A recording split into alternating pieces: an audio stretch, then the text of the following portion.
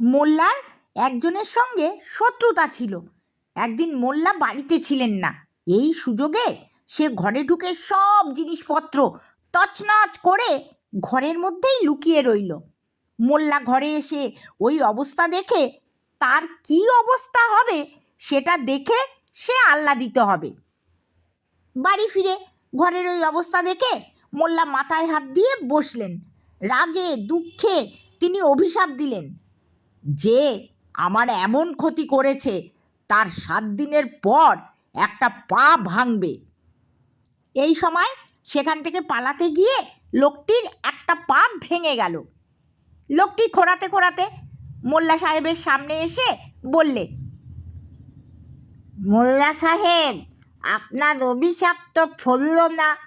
আপনি এইমাত্র বললেন 7 দিন পর আমার পা ভাঙবে, তাহলে আজ ভাঙলো কেন?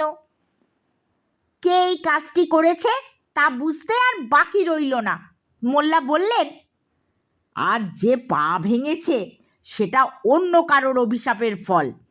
7 দিন পর আমার অভিশাপ যখন ফলবে তখন আর খুঁড়িয়ে আসতে হবে না, হামাগুড়ি দিয়ে আসতে হবে।